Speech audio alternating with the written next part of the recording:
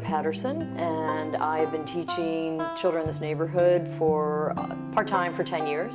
We teach kids from the age of 5 to 15. Art blocks, it evolved in this way. The Art Enriches program, we saw that just teaching the kids in the neighborhood isn't really enough, and that what we realized out in the neighborhood, we would like to create places, and we're calling those places sacred squares, because we feel that any place where people can gather together is kind of sacred in a way, where people are gathering, talking, reading, meditating. Kenneth Morrison. I'm the community/volunteer coordinator, as well as one of the lead instructors. If I had to summarize the objective, it would be to provide a safe place for youth in Park Heights to go, as well as to allow the young people to experience new things and kind of broaden their worldview. Well, I was here before this was here, when it first was across the street in the church. I was here. It was a long time. The center, it has a big effect on the community, because like up here by the center, it's less violence, but down more is more violent than up this way.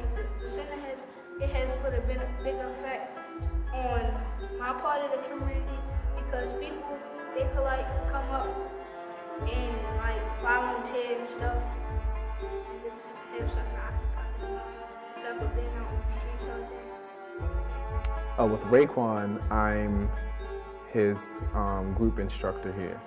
I have all the children that's 10 and up. He plays a lot with us, and then like we know when to stop and stuff. And he let us it's like we got a voice here, so we could like tell them what we would like the center to be like. But sometimes it happens, sometimes it doesn't. But it's just a fun place to be.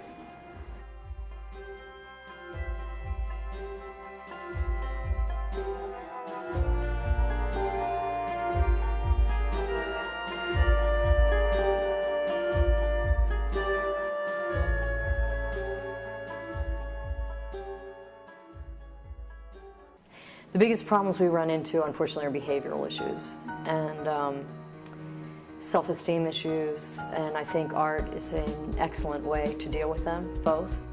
Again, art forces children to focus, and they learn discipline through art and getting out of themselves. I think that's actually one of the biggest things right there, is when you can get a child out of him or herself, and creating something is the best thing we can do for them, I think, at this point. And then, of course, seeing the results.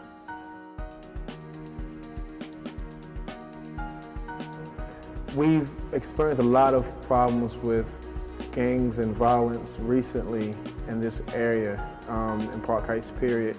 And so one of the projects I wanted the young people to do is kind of express what violence was to them, and have they ever experienced it,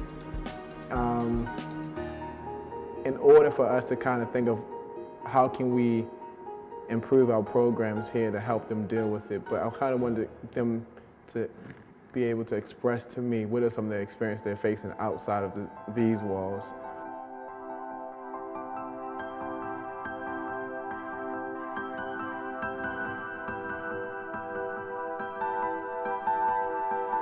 Everyone wants to be in a gang, then they just do stupid stuff just to be in a gang and stuff.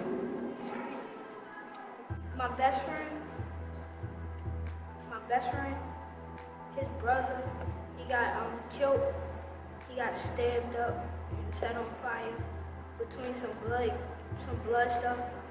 And from my point of view, I think that was his only like role model that he had. And ever since that he had got killed, my so-called best friend, I called my best friend, he changed on me, you know, and he just changed, totally changed.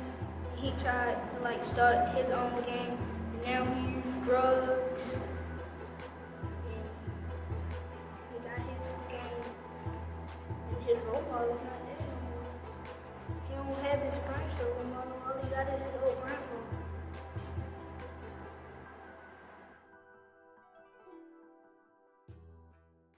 Five, six, 7, 8.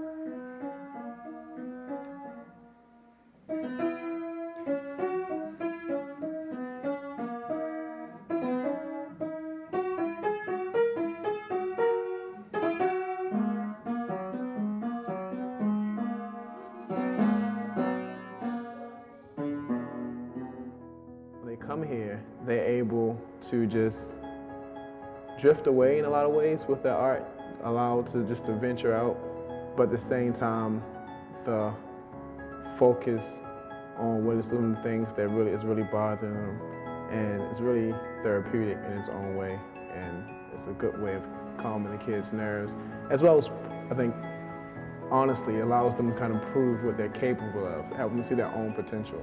When they do a piece that's really fascinating, that everyone really likes, they can take pride in that I accomplished this, and it was fun doing it. So I think that is probably the reason, if I had to guess anyway.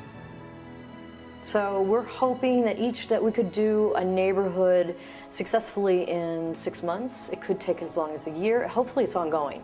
I mean, the whole idea of placemaking is that it's never finished. And because the places that have been created top down are completed, and then there's no sense of ownership with the people, and there's no sense of continuity and creativity, essentially. You take that element out. So hopefully it's an ongoing process forever.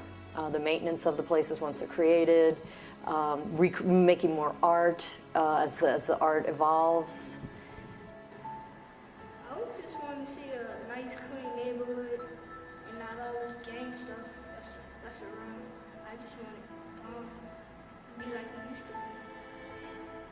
Well, not just like it used to be, because when it wasn't the gang stuff, it was a lot of drug activity.